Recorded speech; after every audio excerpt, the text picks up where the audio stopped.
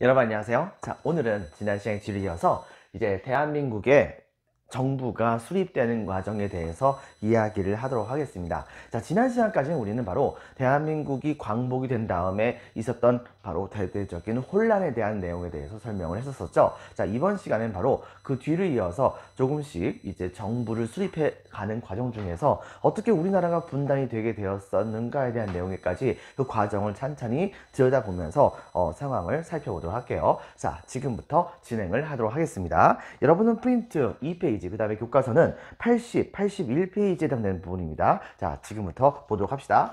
자, 먼저 신탁 통치를 둘러싸고서 대립하다에서 바로 통일정부 수립을 위하여 노력하다에 대한 내용까지 보도록 하겠습니다. 여러분도 아실 거예요.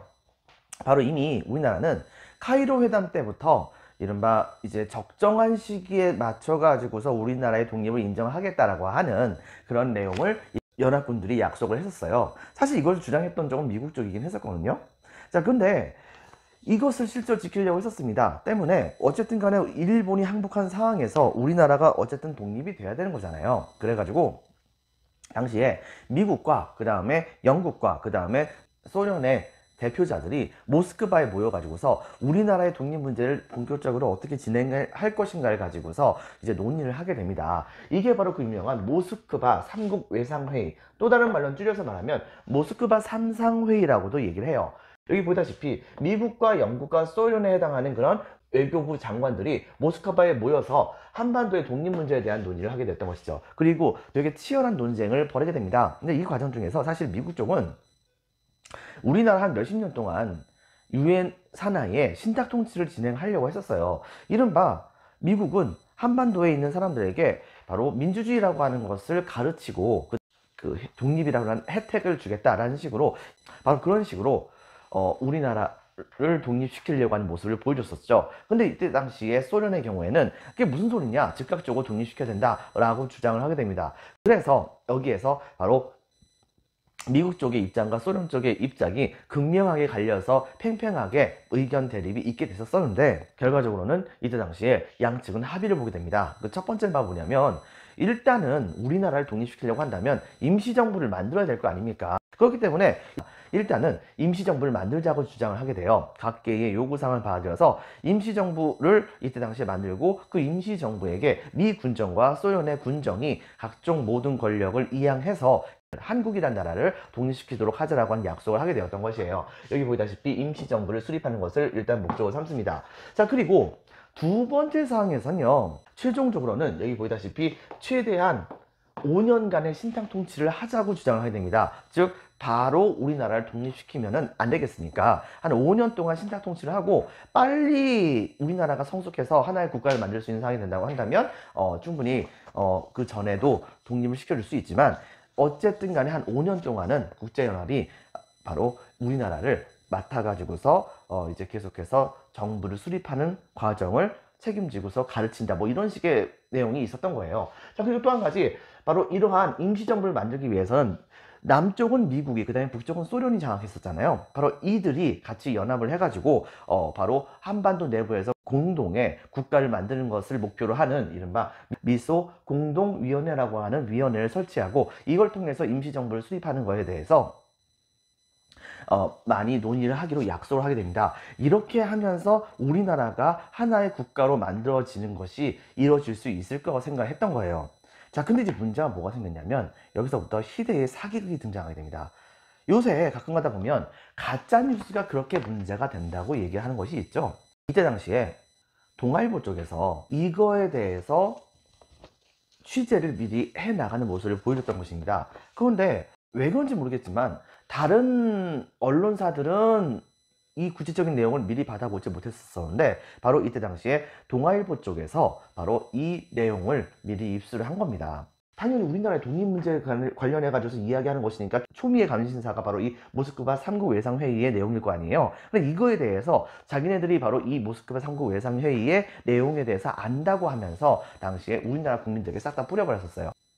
근데 그 내용이 뭐라고 했냐면 이렇게 얘기합니다. 바로 미국은 즉각적인 독립을 주장, 그리고 또 하나 소련은 바로 한 몇십 년 동안의 신탁 통치 주장, 이렇게 얘기를 하게 됐던 것입니다. 이걸 보니까 우리나라 사람들은 열받은 거예요. 왜냐하면 일제의 통치 기간도 36년 정도의 시간 동안에 엄청나게 괴롭게 살고 있었었는데, 비록 독립이 보장됐다고 하지만은 몇십 년간의 신탁 통치를 한다는 것은 사실상 말이 신탁 통치인 거지, 실제로는 이것이 식민 통치하고 다를 바가 뭐가 있겠냐고 사람들이 이때 당시에 받아들이게 되었던 것입니다.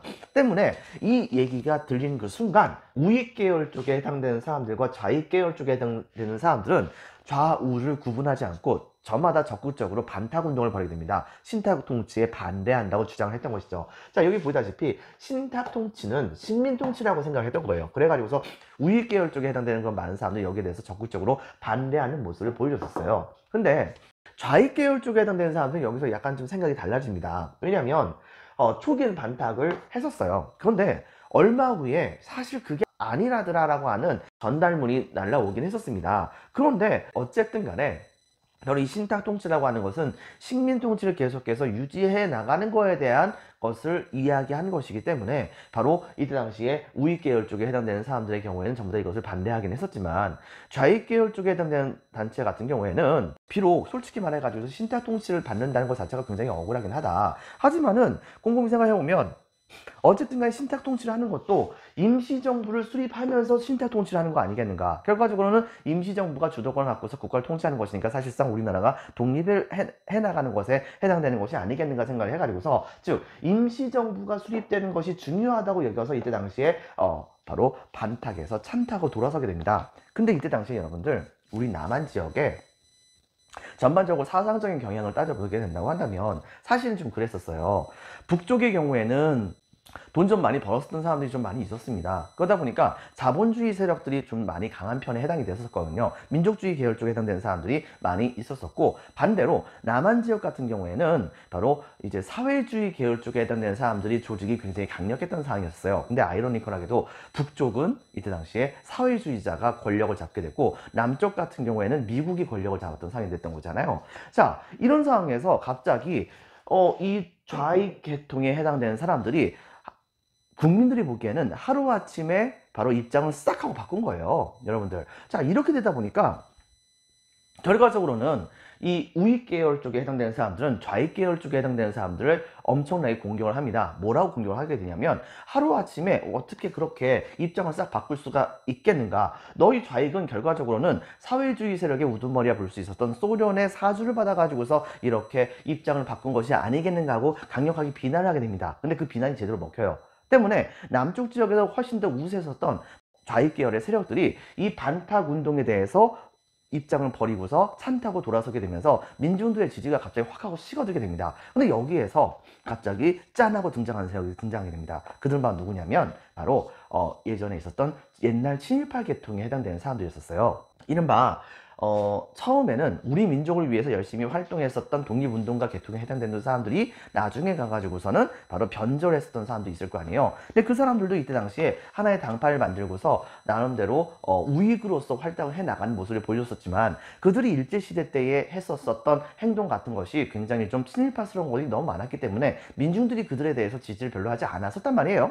자, 그런데 이때 당시에 바로 이 친일파 세력들이 바로 사회주의, 전체 사회적인 측면에서 좌익에 대해서 많은 사람들이 욕을 해 나가게 되는 사회 분위기가 형성되게 되자, 이때 당시에 바로 이 친일파 계통에 해당하는 그런 사람들이 벌떼같이 들고 일어납니다. 벌떼같이 들고 일어나 가지고서 이때 당시 좌익을 막 욕을 하는데, 뭐라고 욕을 했었냐면 바로 지금 현재 찬탁을 주장하는 사람들은 소련의 사주를 받은 것이고, 찬탁을 주장하는 사람들은 바로 한반도가 식민지가 되는 것에 대해서 찬성하는 사람들이다. 식민지가 되는 것에 대해서 찬성하는 사람들은 전부 다가 바로 매국노에 해당되는 것이니까, 결과적으로는 사회주의자 이퀄 매국노라고 하는 등식을 성립시키면서 정확히 얘기한다고 한다면 우익의 탈을 쓴 친일파였던 거죠. 우익 계열에 해당되는 그런 사람들이 진정한 애국자다라고 하면서 이때 당시에 좌익 세력을 엄청나게 공격을 하는 그런 사태가 벌어지게 되었던 것입니다. 이 때문에 이때부터 좌익 계열에 해당되는 사람들이 굉장히 그 힘이 약화되는 모습이 보여지기도 했었거든요. 자, 그런데 어쨌든 간에 이런 대혼란에도 불구하고 당시에 미국은 바로 소련과 같이 연계를 해가지고서 미소 공동위원회를 만들기로 약속을 했었기 때문에 그 합의에 따라서 이른바 미소 공동회의를 이때 당시에 개최를 처음으로 시작을 하게 됩니다. 이 미소 공동회의 시작에서는요, 기본적으로 본다고 한다면 1차에서는 정부 수립 을 일단 해야 될 거 아니에요. 그렇다고 한다면 정부 수립을 하기 위한 단체들은 뭐가 있을까를 가지고서 열심히 협의를 하게 됩니다. 근데 그때 당시에 문제가 뭐가 있었냐면 정부 수립 협의 단체의 자격 문제, 즉 이 미소 공동위원회가 만들어지는 거에 대해서 찬성했었던 단체들은 좌익계통이고 반대했던 단체들은 바로 우익계통에 해당되는 사람들이거든요. 자, 그런데 여기에서 이 미소 공동위원회에서 소련 쪽의 주장에서는 바로 우리 미소 공동위원회의 활동에 대해서 적극적으로 이것을 인정하고 여기에 참여하려고 하는 단체들만 모여가지고서 바로 나라를 만들어야 한다고 하는 주장을 하게 됩니다. 자, 근데 이제 문제가 뭐가 있었느냐. 이때 당시에 미소 공동위원회가 만들어지는 거에 대해서 적극적으로 찬성했던 단체들이 전부 다 좌익이었던 거예요. 우익은 여기에 참여를 별로 하지 않으려고 하는 모습을 보여줬던 겁니다. 자, 그러다 보니까 미국의 입장에서는 이대로 가게 된다고 한다면 소련의 입장을 본딴 사회주의 세력들이 바로 한반도 내에서 정권을 차지해 가지고서 사회주의 국가가 한반도에 성립되는 것이 아니겠는가에 대해서 이때 당시에 굉장히 우려를 하게 되었던 것입니다. 자, 그렇기 때문에 미국은 어떻게 할까 고민하다가 변명이 약간 궁색하긴 해요. 바로 아니, 표현의 자유라고 하는 것은 누구나 할 수 있는 거 아니겠는가. 근데 그걸 가지고서 우리가 문제 삼을 필요가 뭐가 있겠는가, 이렇게 얘기하면서 이때 당시에 되게 치열하게 다툼을 벌이게 됩니다. 결과적으로 어떻게 벌어졌냐, 바로 이 정부 수립을 하는 데 있어서 미소 공동위원회가 이루어지는데 이 위원회의 자격을 인정해주는 단체, 협의를 해야 되는 단체의 자격 문제로 인해 가지고서 서로 끝까지 싸움을 벌이다가 결과적으로 미소 공동위원회가 아무런 성과도 없이 결렬이 되는 문제가 일어나게 되었던 것입니다. 자, 요쯤 가게 되자 사실 이미 북쪽은 사회주의 세력이, 그 다음에 남쪽은 점차 민족주의 세력이 힘을 장악하는, 권력을 장악하는 모습이 보여줬던 상황에서 남한과 북한이 하나로 통일을 할 수 있는 가장 유일한 방법은 사실상 이 미소 공동위원회였던 겁니다. 근데 문제는 뭐냐? 이때 당시에 바로 이 미소 공동위원회가 실패하게 되자 우리나라 사람들은 일대의 위기에 빠지게 된 거예요. 근데 이때 당시에 글쎄요, 이승만 선생 같은 경우에는 뭐 개인적으로 이제 존경해 나갈 만한 부분도 분명히 있는 것은 사실이긴 하지만 이분이 이제 정치학 쪽에서 박사학위를 따셔서 그런지 모르겠으나 정치적으로 좀 감각이 있으셨던 분이에요. 뭐라고 했느냐? 바로 이렇게 할 바에는 지금 현재 너무나도 미소 공동위원회의 다툼이 심해져 가지고서 우리나라의 독립이 자꾸만 늦어지는 것이 아니겠는가. 이렇게 할 바엔 차라리 당장은 독립을 할 수 있는 남한 지역에 대해서만이라도 독립을 추구하는 것이 맞겠지 않겠는가라고 하는 이른바 바로 전라도 지역에 있었던 정읍에서 남한만의 단독 정부를 만들자고 하는 주장을 이때 당시 하게 됩니다. 이렇게 되게 되면서 이때 당시에 본격적으로 북한과 남한 지역에서 단독 정부를 만들어가는 그런 움직임이 차근차근 진행이 되어가는 상황이 벌어지게 되었던 것입니다. 하지만 미국도 좀 캥긴 거예요. 왜냐하면 우리나라를 통일정부로 만들어주겠다 뭐 이런 식으로 얘기했었던 것이 있었는데, 그런데 바로 우리나라를 통일정부로 만들어주는 거에 대해서 아무런 노력도 하지도 않고 그냥 멀쩡하니 있다가 그냥 물러나게 되게 된다고 한다면 미국도 확실히 욕 먹어야 되는 거잖아요. 자, 때문에 이때 당시에 미국은 그래도 나름대로는 노력을 하려고 했었습니다. 그래서 사회주의 계열 쪽에 해당되는 사람들은 어느 정도 인정을 해줬습니다. 대표적으로 봤을 때 바로 김규식 선생은 김구 선생님의 오른팔에 해당됐던 분이었었죠. 바로 우익계통의 김규식 선생을 끌어들이고, 그 다음에 여운형 선생, 즉 좌파 쪽에서도 좀 중도 쪽에 해당되는 좌파에 해당됐었던 여운형 선생들을 모셔가지고서 좌도 우도 아닌 중도 계열이 중심이 돼가지고서 이른바 좌우합작위원회를 구성해 나가는 모습을 보여주게 됩니다. 그리고 이거에 따라서 이 미군정이 이게 잘 된다고 한다면 한번 이것을 중심으로 해가지고서 제대로 된 국가 한번 만들어 볼까 뭐 이런 식의 생각도 분명히 있었던 것 같아요. 그리고 이분들은 되게 활발하게 활동을 하십니다. 근데 문제는 뭐냐? 우익 쪽에서 봤을 때는 좌우합작위원회에서 내놨었던 국가를 세우는 것에 대한 원칙과 통치 방식이 너무 좌익스러웠고, 좌익 쪽의 입장에서 본다고 한다면 이 중도파가 내놨었던 바로 국가의 통치하는 원칙과 방침 뭐 이런 것들이 너무 우익스러웠던 겁니다. 때문에 결과적으로 이 좌우합작위원회를 이것을 바로 좌익 쪽과 우익 쪽이 둘 다가 거부를 해버려요. 여러분들 이 우익 쪽의 대표적인 사람은 바로 이승만 선생과 그 다음에 김구 선생님과 같은 그런 분들입니다. 그리고 또 한 가지 좌익 쪽에 해당되는 사람들의 경우에는 남노당의 최고 우두머리에 볼 수 있었던 박헌영과 같은 분들이 이때 당시에 여기서 활동을 했었던 것이죠. 결과적으로 어떻게 벌어졌느냐, 둘 다 양쪽에서 외면해버립니다. 자, 이런 상황에서 바로 얼마 후에 바로 이 2차 미소 공동위원회가 실제로 다시 한번 이루어지게 됩니다. 문제는 뭐냐면 이 미소 공동위원회가 이루어지게 되었을 때 그때는 어쨌든 간에 우익 계열에 해당되는 사람들도 한번 모여봐라. 그래도 정부는 만들어야 되지 않겠냐라고 해가지고서 일단 우익 계열에 해당되는 사람들이 이 논의에 참여는 해요. 참여를 하는데 여러분 한번 생각해 보세요. 만약에 자기네의 세를 굉장히 크다라고 말을 하려고 한다면 자기네 단체에 소속되어 있는 사람들의 숫자가 많다고 주장을 해야겠습니까? 적다고 주장을 해야겠습니까? 당연히 많다고 주장을 해야겠죠. 그러다 보니까 이 우익 계열 쪽에 해당되는 사람들이 자기네들의 회원들의 숫자를 엄청나게 부풀려요. 문제는 이것은 좌익 계열도 마찬가지였던 것입니다. 결과적으로 어떻게 보졌냐면 우익 계열 쪽과 좌익 계열 쪽이 주장했었던 그 모든 회원들 다 합치면은 당시 우리나라의 전체 인구수가 한 3천만 조금 넘었었는데 이거의 2배가 됩니다. 한 7천만 정도가 되는 거예요. 이게 말이 됩니까? 여러분들? 그러다 보니까 이것이 거짓말로 이렇게 회원수를 집어넣는 경우가 너무 많았기 때문에 솔직히 그들의 주장을 그대로 믿을 수 있는 상황이 못 되기도 했었고, 그 다음에 이때 당시에 소련 쪽에서는 이 우익 계열 쪽에 해당되는 사람들은 결과적으로 미소 공동위원회 그리고 모스크바 삼상회의의 내용을 인정을 하지 않는 거 아니겠는가라고 하면서 적극적으로 이들이 참여하는 것을 열심히 막으려고 했었던 거예요. 결과적으로는 미국 쪽에선 그건 안 된다라고 하면서 여기서 계속해서 이 미소 공동위원회가 공회를 거듭하고 계속해서 합의를 보지 못한 상태에서 끝끝내 그만 결렬이 되는 사태가 벌어집니다. 미국은 미소 공동위원회 가지고서는 도대체 우리나라의 독립 문제를 해결할 수 있는 방법이 없다고 생각한 거예요. 그러다 보니까 소련도 같이 포함되어 있는 이때 당시에 국제연합에다가 국제연합에 가입도 안 되어 있는 바로 한반도의 독립 문제를 상정을 해버린 겁니다.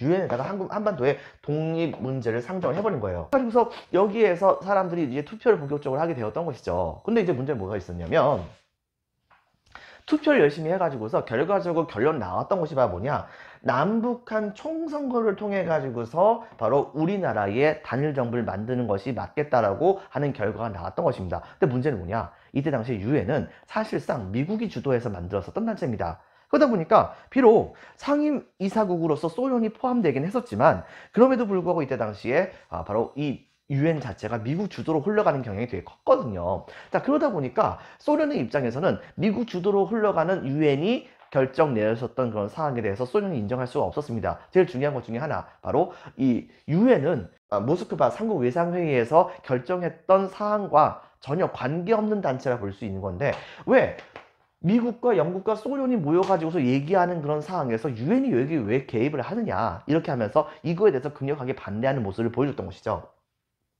자, 이런 상황에서 이때 당시에 바로 유엔의 그 조사단이 우리나라에 도착을 하게 됩니다. 도착을 해가지고 남한 지역에서 실제로 총선거를 할 수 있는가 없는가를 열심히 조사를 해요. 조사를 하고 그 다음에 이들이 이때 당시에 북한 지역으로 건너가려고 했었는데, 그런데 이제 문제는 뭐였었냐, 당시에 소련이 이들의 북한 지역에 대한 입국을 거절해버립니다. 문제는 이때 당시에 북한 지역을 장악했었던 사회주의 권력 단체가 바로 이들의 입국을 역시 반대했다는 거예요. 사실 여러분들, 김일성을 중심으로 했었던 북한 지역의 세력 자체도 사실상 단정을 추구했다고 볼 수 있는 겁니다. 이승만하고 똑같은 그런 짓거리를 한 거예요.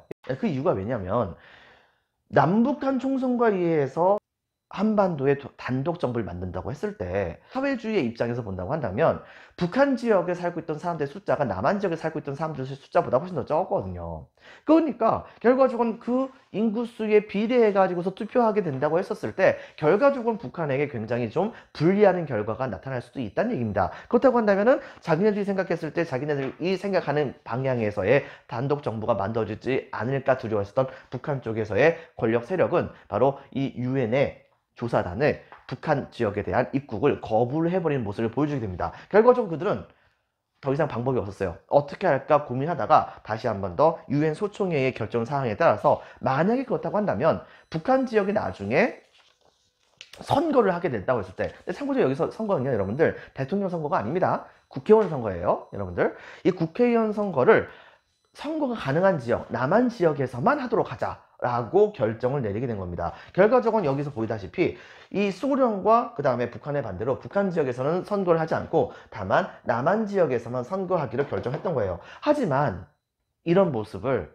좋게 생각하지 않았던 사람들이 정말 많았습니다. 왜냐, 우리나라가 일제에게서부터 독립을 원했던 것은 온전한 한국의 모습으로서 독립을 하는 거지 분단이 되는 것을 원했던 것은 아니었거든요. 때문에 이거에 반대해 가지고서 여러 지역에서 바로 이 단독 정부가 만들어지는 거에 대한 반대 운동이 열심히 벌어지게 됩니다. 대표적인 사례 중에 하나가 대표적인 우익세력의 거두라 볼 수 있었던 김구 선생입니다. 이 김구 선생님은 단짝이셨던 이 김규식 선생님과 같이 바로 남북협상회의를 북한 지역에다 제시를 해요. 즉 아니 외국 군대가 우리나라의 독립 문제에 대해서 이 왈가불가하는 것이 중요한 것이 아니지 않겠는가. 우리들끼리 서로 협상을 벌여가지고서 이 남북한 지역에서 하나의 국가를 만드는 것으로 하도록 합시다 라고 얘기하면서 바로 우리가 그쪽 건너갈 테니까 우리 같이 한번 협상을 합시다 라고 북한 지역에다 얘기를 합니다. 그런데 문제는 뭐냐, 북한 지역에서 별 응답이 하나도 없었어요.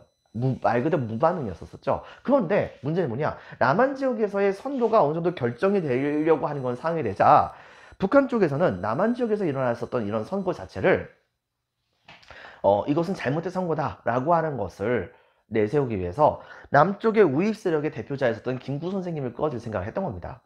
그래가지고서 이때 당시에 이들은 바로 남한 지역에 있었던 바로 이 김구 선생님에게 이번에 북한 지역에서 우리나라 한반도에 있는 모든 민족 지도자들과 사회주의 계열 쪽에 해당되는 지도자들이 한자리에 모여가지고서 하나의 국가를 만드는 것에 대한 회의를 하게 됐는데 이쯤에서 오시지요 라고 얘기를 했던 거예요. 결과적으로 이것은 여러분들 명백하게 본다고 한다면 북한 지역에 있었던 김일성이 자기가 북한 지역에 정권을 만들면서 남한 지역의 대표자였던 사람들도 와가지고서 북한 정권이 만들어지는데 기여를 했다라고 하는 식의 일종의 그 형식 맞추기에 불과했었던 조치라 볼 수 있겠습니다. 하지만 이때 당시에 김구 선생님은 그럼에도 불구하고 북한 지역으로 건너가기로 마음먹습니다. 당시에 많은 사람들이 김구 선생님에게 이것은 북한의 김일성에게 이용을 당하는 것에 불과한 것입니다 라고 절대 가지 마세요 라고 막 얘기를 했었대요. 하지만 이때 당시에 김구 선생님은 되게 유명한 말씀을 하시죠.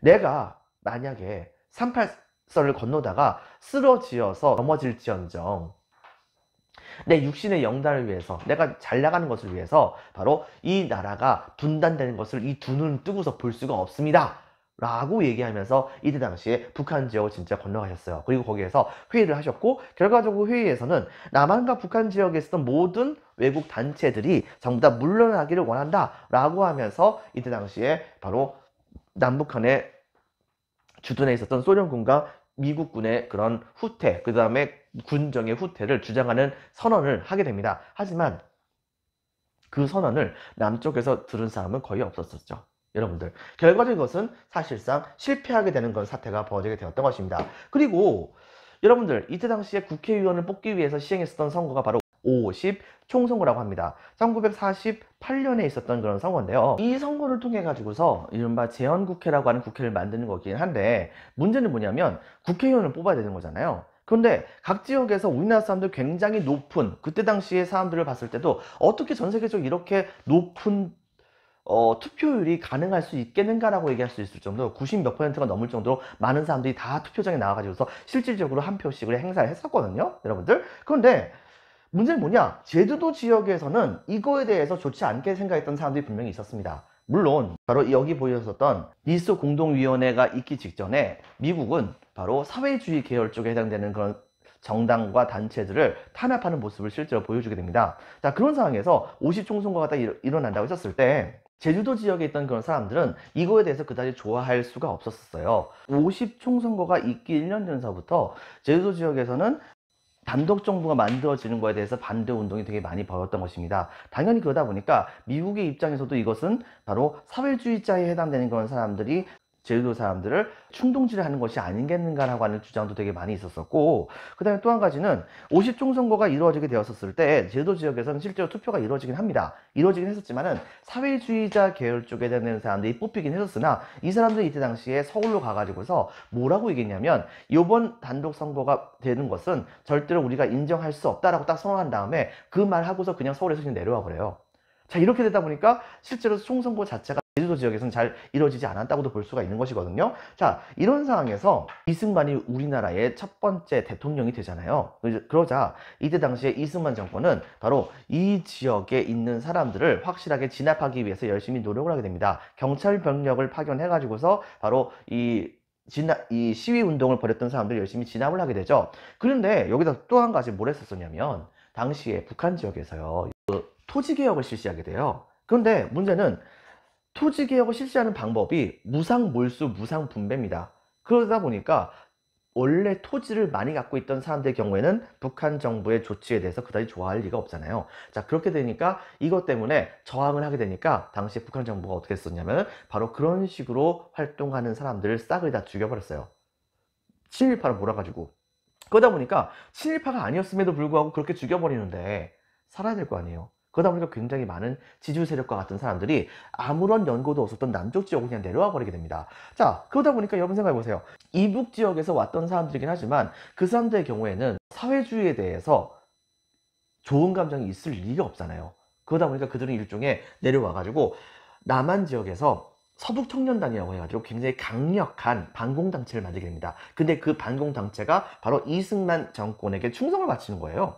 그래서 이승만 정권 당시에 이 반공단체를 바로 제주도 지역에 보내게 됩니다. 그리고 이 제주도 지역에 도착했던 이 서북청년단에 해당되는 사람들은 바로 제주도 도민들을 이끌고 다녔던 사람들이 전부 다 사회주의자 계열 쪽에 해당되는 사람들이니까 바로 이 좌익 쪽의 주도에 응했었던 사람들도 전부 다 사회주의자로 바로 간주를 해버려가지고서 경찰도 아닌데 그 사람들이 와가지고서 막 사람들 두들겨 패고 막 이런 사태가 막 벌어지게 된 거예요. 당연히 이렇게 되다 보니까 당시에 여기에 있었던 많은 백성들이 이거에 저항해가지고서 패싸움이 벌어지거나 싸움이 벌어지거나 하는 경우가 되게 많았던 것이죠.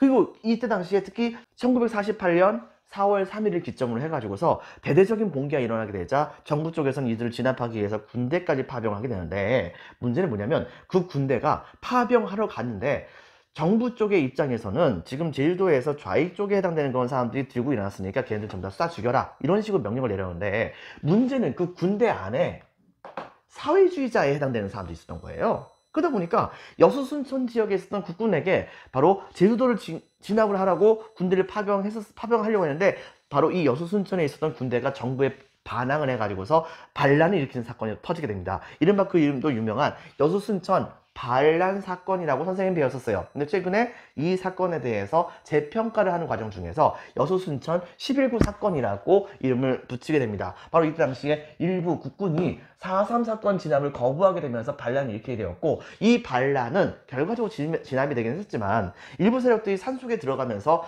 끊임없이 저항했거든요. 바로 이러한 저항을 진압하는 과정 중에서 애꿎은 민간인들이 많이 죽임을 당하게 되는 사태가 실제로 많이 벌어지게 되었던 것이에요. 이때 당시 정부에서는 바로 여기서 이제 깨닫게 된 거죠. 아, 국군 안에서도 사회주의자가 너무 많구나. 얘네들 잘못하면은 대한민국에게 반란을 일으킬 수 있겠네 라고 해가지고서 이 사회주의자 계열 쪽에 해당되는 국군 장교들을 열심히 잡아냅니다. 근데 쉽지가 않았거든요. 그런데 이때 당시에 바로 한 명이 걸려듭니다. 그 사람은 일제시대 때 초등학교 교사였대요. 그러다가 나중에 일본의 만주 지역에 관동군의 그런 장교로서까지 임관했던 사람이기도 합니다. 그런데 해방이 되고 나서 사회주의자였던 자기 형을 따라서 바로 사회주의자의 길을 걷고 있었던 사람이에요. 그 사람은 바로 누군지 아세요, 여러분들? 여러분이 잘 알고 있는 사람입니다. 바로 그 사람의 이름은 박정희라고 하는 사람이었어요, 여러분들.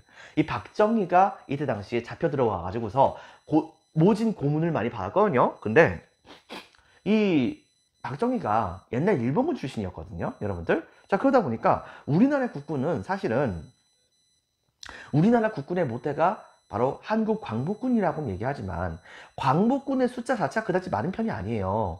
이렇게 되다 보니까 당시에 바로 광복군이 아니었었던 사람이라고 하더라도 군사 생활을 했던 사람들은 나름대로 꽤 쓸만한 인재가 볼 수 있었거든요. 때문에 일본군 출신에 해당되는 많은 군인들이 대거 한국군으로 전향하는 경우가 많았었는데 바로 이 박정희를 비롯한 많은 이때 당시에 군인들이 바로 그런 케이스가 많았었습니다. 이 박정희의 선배에 해당되는 사람들이 이때 당시에 박정희는 그래도 살려야 되지 않겠느냐 라고 얘기를 해가지고서 박정희에게 이렇게 얘기합니다. 야, 너 솔직히 말해서 이 군대 안에서 사회주의자에 해당되는 사람들을 네가 다 불어라. 그렇다고 한다면 우리들이 보장할게. 너만은 살려주기로. 그래가지고 이때 당시에 박정희가 이 사회주의자가 누구인가 라고 하는 것을 전부 불었답니다. 결과적으로 그걸 명목으로 해가지고서 박정희는 목숨을 살릴 수가 있었던 것이죠.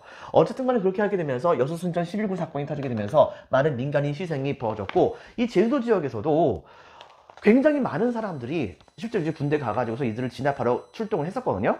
출동하게 되면서 일반 민간인들도 전부 다 사회주의 계열 쪽에 해당되는 사람으로 간주가 돼가지고서 무차별 공격을 하는 사태가 벌어지게 됩니다. 그러면서 바로 한라산을 중심으로 해가지고서 이 좌익 세력과 그 다음에 이것을 진압하러 갔었던 국군들끼리 엄청나게 싸움이 많이 벌어지게 되면서 엄청나게 많은 사람들이 이때 당시에 죽음을 당하게 됐었는데요. 이때 당시에 죽었었던 사람들은 많게 본다고 한다면 한 3만 명 정도가 죽었다고 합니다. 이것이 바로 대표적인 우리나라 현대사의 비극 중의 하나라고 볼 수 있는 것이겠죠. 드디어 50총선거를 통해 가지고서 대한민국 정부가 만들어지게 됩니다. 여러분들, 자, 먼저 재헌국회라고 하는 것은 재헌국회, 즉 헌법을 만들기 위해서 만들었던 국회예요. 50총선거를 통해 가지고 이때 당시에 이 재헌국회가 소집이 되었던 것이죠. 그리고 이 국회는 이때 당시에 우리나라의 국호를 정합니다. 그렇게 해서 만들어졌던 것이 바로 대한민국이라고 하는 그런 이름이었었고요. 이때 당시에 1948년 7월 7일에 확실하게 우리나라의 헌법은 이런 식으로 써야 한다고 하는 것을 아예 결정을 해버립니다. 지금 현재 그렇기 때문에 바로 지금 현재도 기념을 하는 국경일이 있죠. 바로 재헌절, 우리나라의 헌법을 만들었던 날입니다. 그리고 그 헌법에는 바로 우리 대한민국 정부는 옛날에 있었던 대한민국 임시정부를 계승한다라고 하는 단어를 아예 박아버려요. 바로 그 재헌국회 안에서 본격적으로 이제 투표를 하게 됩니다.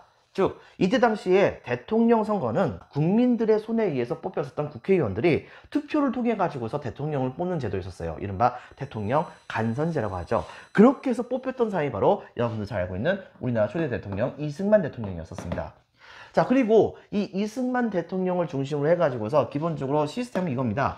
우리나라는 미국과 거의 비슷해요. 대통령 중심제를 실시하게 됩니다. 그리고 민주공화정입니다. 자, 그런데 대통령을 뽑는 방식은 바로 국회의원들이 투표를 해가지고서 대통령을 뽑는 방식이에요. 그래서 간선제로 이때 당시에 결정을 했고요. 그 다음에 임기는 미국과 똑같은 방식입니다. 임기 4년 동안 열심히 일을 하고 그 다음에 4년째가 된 다음에 바로 국민투표를 통해서 더 이 사람이 한 번 더 대통령을 할지 말지를 결정하게 합니다. 만약에 오케이라고 한다면은 그 사람 4년 더 대통령이 될 수가 있어요. 하지만은 그게 아니라고 한다면 내려오게 되는 거죠. 마치 지금 현재 대통령 자리에서 쫓겨났었던 트럼프처럼 말이죠, 여러분들. 그래서 이런 것을 결정하게 됐었어요. 근데 여러분 그거 아세요?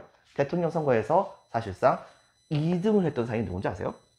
물론 표 차이가 되게 많이 나긴 했었지만 여러분들 그 사람은 바로 누구냐? 바로 국회의원 선거 자체에도 나가지 않고 남북 협상에다가만 집중을 했었던 우리 민족의 영원한 등불과 같은 존재였던 분, 바로 김구 선생입니다. 여러분들. 하지만 김구 선생님은 끝까지 바로 우리나라 정부가 만들어지는 데 대해서 적극적으로 협력을 하지 않습니다.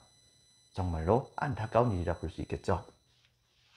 자, 결과적으로 그렇게 하게 되면서 1948년 8월 15일에 드디어 우리나라의 정부가 만들어지게 됩니다. 그리고 이것을 첫 번째 이승만 대통령이 정부 수립으로 아예 선포를 해버려요. 그리고 이것을 국제연합이 인정을 하긴 합니다. 문제는 뭐냐? 북한은 인정 안 해요.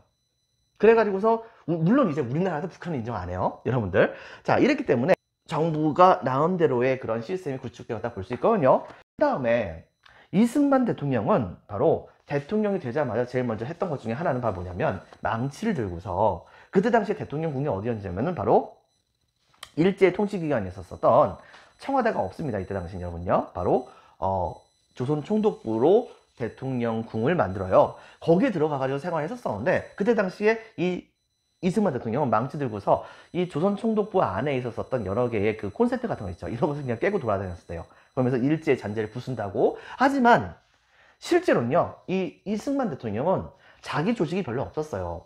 이렇게 되다 보니까 이때 당시에 이승만 대통령은 국내에 들어와서 활동을 하려고 했는데 임시정부에 해당되는 사람들도 어느 정도 이승만을 따라가는 것이 있긴 있었지만 그렇다고 하더라도 제대로 따라가지는 못했었습니다. 그러다 보니까 임시정부의 대통령이었던 이승만이 우리나라에 딱 들어왔을 때 이 이승만을 적극적으로 환영했던 세력이 바로 누구였냐면 바로 옛날 친일 행동을 좀 많이 했었었던 그런 사람들이 중심이 되어가지고 모였었던 우익 계열에 해당하는 당파, 뭐 한민당과 같은 당파가 이때 당시에 적극적으로 환영하고 이승만의 세력에 가담을 하려고 하는 모습을 보여주게 됩니다. 그리고 이승만 선생은 여러 개의 세력들을 전부 다 자기 편을 끌어들이려고 했었어요. 근데 문제는 뭐냐? 정부를 꾸리려고 하는데 제대로 된 정부가가 없어요. 그렇게 하다 보니까 이승만이 당시에 무슨 행동을 해버렸느냐? 바로 일제시대 때에 일본 놈들 밑에서 우리나라를 통치하는데 적극적으로 활약을 했었던 많은 공무원들과 그 다음에 그 외에 여러 군인들과 같은 그런 사람들을 적극적으로 기용을 합니다.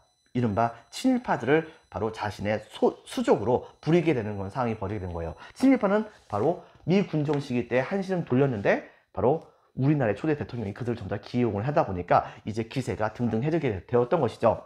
실제로 여러분 혹시 기억날까요? 민족혁명당 만들었었던 분, 바로 조선의열단 만드셨던 분 누굽니까? 바로 김두봉이 아니고 김원봉이라고 했었죠, 여러분들. 이 김원봉 선생은 이때 당시 우리나라에 들어왔는데 대표적으로 악명 높았었던 우리나라 독립운동가들을 많이 체포해가지고서 고문 많이 했었던 대표적인 친일 경찰관 출신이었던 사람이 우리나라의 경찰이었었습니다. 그 사람이 바로 누구냐면 노덕술, 여러분들. 이 노덕술이 바로 일제시대 때의 전설적인 그런 독립운동가였었던 김원봉 선생을 체포를 합니다. 그리고서 김원봉 선생에게 바로 뺨을 때려버리는 모습을 보여주게 돼요. 그렇게 하다 보니까 김원봉 선생은 일제시대 때도 이때 당시에 겪지 못했었던 그런 수모를 우리나라가 광복했는데 옛날 친일파였던 놈에게 뺨 맞는다는 게 얼마나 짜증납니까? 그래가지고서 너무 화가 나서 나중에 이제 월북을 해버리게 되는 그런 사태가 벌어지게 되었던 것입니다. 여러분들. 자, 어쨌든 간에 이때 당시에 친일잔재 청산이 실패하게 됩니다. 하지만 그냥 냅둘 수 없죠. 그래가지고서 이후에 만들어졌던 이 국회에서는 반민족 행위를 했었던 건 사람들을 전부 다 추려내가지고서 처벌하자라고 하는 이른바 반민족 행위 처벌법을 이때 당시에 통과시킵니다. 이승만의 반대가 있었음에도 불구하고요. 그래가지고서 이 법에 의거해서 반민특위라고 하는 이때 당시에 위원회를 만들어가지고 우리나라에 엄청나게 많은 친일파들을 본격적으로 색출해내기 시작을 했었죠. 근데 문제는 뭐냐? 여러분들 알다시피 이승만 정권의 수족과 같은 사람들이 전부 다 친일파예요. 자, 그러다 보니까 이승만 정부의 입장에서 본다고 한다면 반민족 행위 처벌법을 시행해서 친일 세력들을 처벌한다는 것은 이승만 세력을 공격하는 겁니다. 이승만이 좋아할 리가 없겠죠.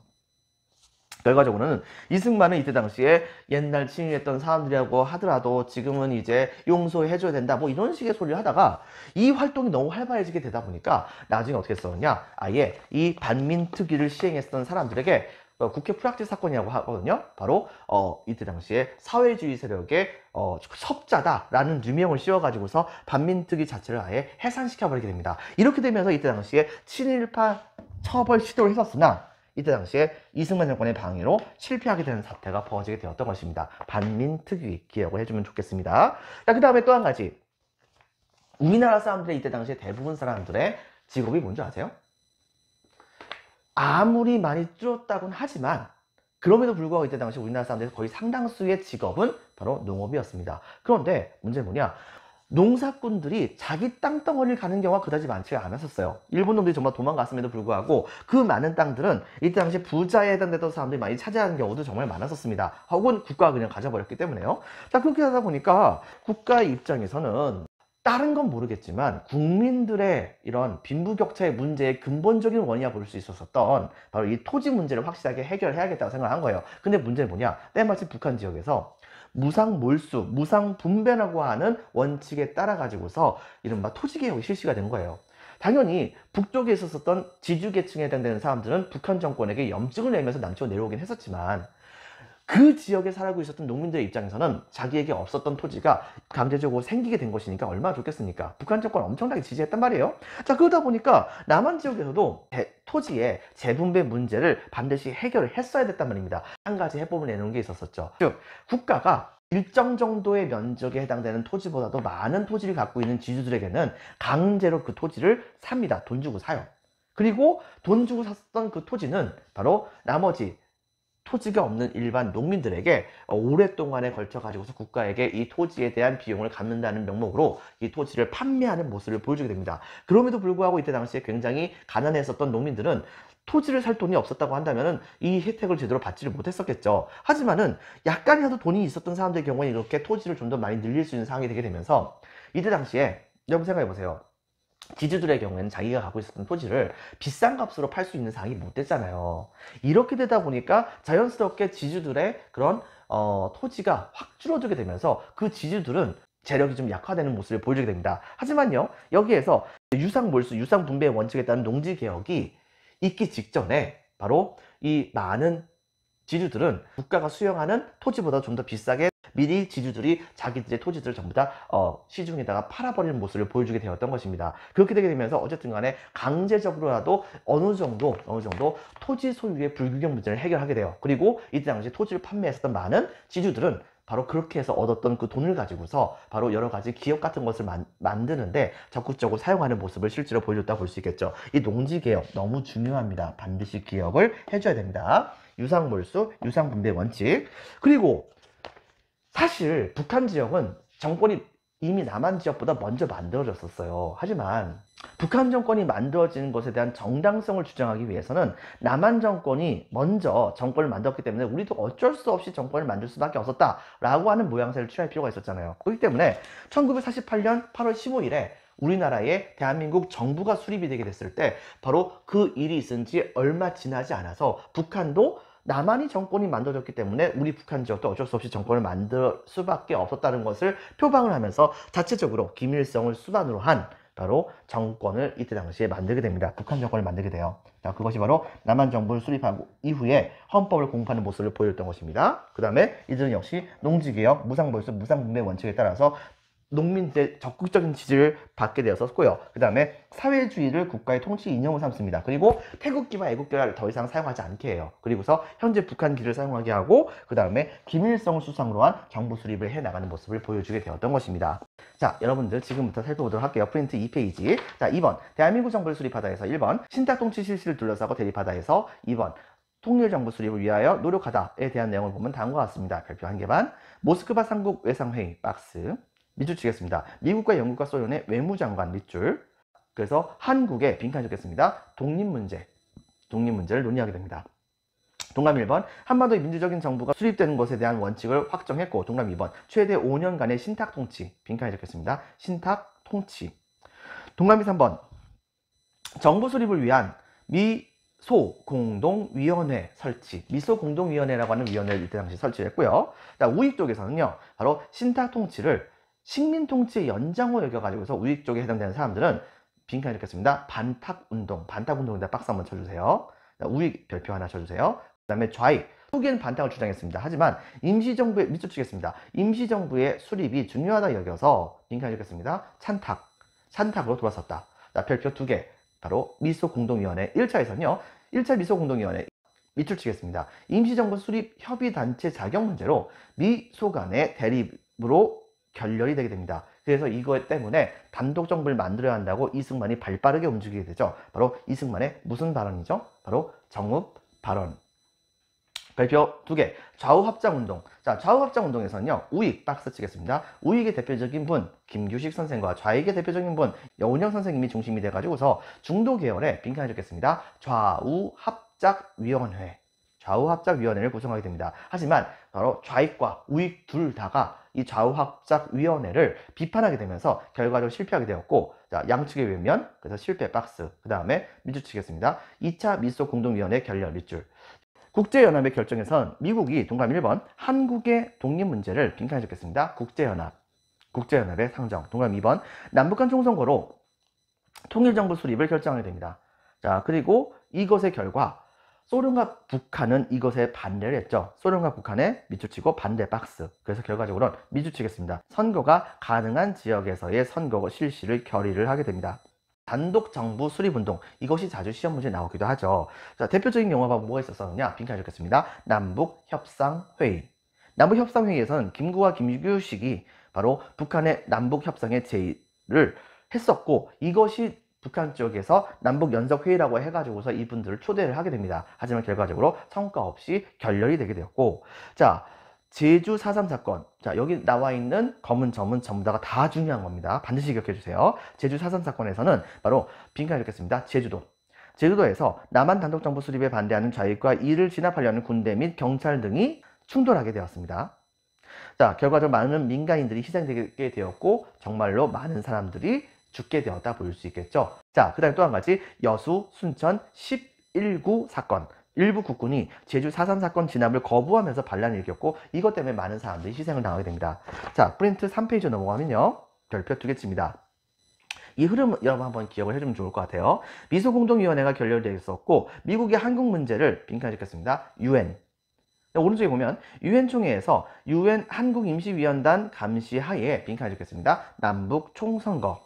반발은 바로 김규식 등이 빈칸에 적겠습니다. 남북 협상회의 추진. 그러면서 통일정부 문제를 수립을 논의했었지만 실패하게 됩니다. 그리고 소련의 위원단 입국을 거부하게 되는 모습이 보여주게 되자 결과적으로 위원단은 38선 이남의 총선거만을 결의하게 되었고 그 결과 이루어졌었던 총선거를 뭐라고 했었죠? 1948년 5월 10일 바로 50총선거라고 합니다. 이때 당시에 50총선거를 통해서 만들어졌었던 국회가 바로 제헌국회입니다. 그리고 이거에 따라서 이 제헌국회가 이승만 대통령과 대한민국 정부의 수립을 선포하게 되었던 것이죠. 하지만 이거에 대한 반발로서 바로 제주 4.3 사건 그리고 또 한 가지 여수 순천 11구 사건 같은 것이 일어나게 되었다는 것을 기억을 해주기 바랍니다. 자, 3번 남과 북의 정부가 수립되다 해서는 1번 대한민국 정부의 수립에서 별표 하나 50총선거와 제헌국회 밑줄 쳐주겠습니다. 남한만의 선거 실시 제헌국회 의원이 이때 당시에 뽑히게 됐었고 동감 1번 이 제헌국회에서 동감 1번입니다. 제헌국회에서 국호를 대한민국으로 정합니다. 동감 2번 제헌 헌법을 만듭니다. 그래서 1948년 7월 17일 바로 제헌절입니다. 바로 대한민국 임시정부를 계승하게 됐었고 그 다음에 이때 당시에 바로 3번 동감이 3번 빈칸 들어갈 만은 누구를 대통령 뽑았다고 했었죠? 제헌국회가 바로 이승만입니다. 이승만 대통령을 선출하게 됩니다. 대통령제 중심에 빈칸을 적겠습니다. 민주공화정을 채택하게 됩니다. 동그라미 기역, 동그라미 니은, 대통령 간선제입니다. 간접적으로 뽑았던 거죠. 동그라미 디귿, 임기는 4년 1회 바로 중임을 할 수가 있었습니다. 한 번 더 대통령이 될 수 있었다라고 하는 것. 자, 대한민국 정부의 수립에서는요. 바로 1948년 8월 15일 동감 1번 이승만 대통령이 대한민국 정부의 수립을 선포하게 됩니다. 동감 2번 국제연합에서 한반도 유일의 합법적인 정부로서 대한민국 정부가 인정이 되게 됩니다. 하지만 이들은 이때 당시에 별표 2개 친일 잔재를 청산을 하려고 했었으나 동감 1번 빈칸에 적겠습니다. 반민족 행위 처벌법, 반민족 행위 처벌법 이라고 하는 법을 시행을 해가지고서 친일파 처벌을 시도를 했었지만 결과적으로는 이승만 정권이 여기에 대해서 비협조하고 바로 반민특위의 활동을 방해하게 되면서 결과적으로 실패하게 됩니다. 자, 동그라미 2번 바로 농지개혁. 이 농지개혁에서는 정부가 삼정보, 일제시대 때의 토지를 재는 단위가 바로 정보입니다. 자, 정부가 3정보 이상의 토지를 구입하여 농민들에게 판매하는 모습을 보여주게 됩니다. 즉 이 원칙은 유상 몰수, 유상 분배의 원칙입니다. 그래서 오른쪽에 보이는 그런 그래프가 나올 수가 있었던 거예요. 자, 그 다음에 2번 별표 하나 북한 정권의 수립에선 동감 1번 남한 정부 수립 이후에 헌법을 공포합니다. 동감이 2번 농지개혁을 실시합니다. 무상 몰수, 무상 분배 원칙입니다. 그리고 동감이 3번 사회주의에 입각해서 김일성을 수상으로 하는 정부를 수립합니다. 참고적으로 얘기하면요. 이 농지개혁의 경우에는 북한 지역에서는 남한 지역보다 훨씬 더 빨리 했습니다. 이런 점은 여러분들 기억을 해주기 바랍니다. 자, 이렇게 되게 됨으로써 여러분들 바로 남한과 북한에는 각각 하나의 정권이 만들어지게 됩니다. 그리고 그 정권들은 서로가 서로를 인정하지 않죠. 그리고 서로가 서로에 대한 비난을 하게 됐었는데 이런 비난은 결과적으로는 상대방을 인정하지 않게 됨으로써 민족 최대의 비극이었었던 6.25 전쟁이 터지게 되는 이유가 되었다 볼 수 있겠죠. 자, 여러분들 다음 시간에는 6.25 전쟁과 관련된 내용에 대해서 수업을 하도록 하겠습니다. 수고 많았습니다. 오늘 여기까지 할게요. 감사합니다.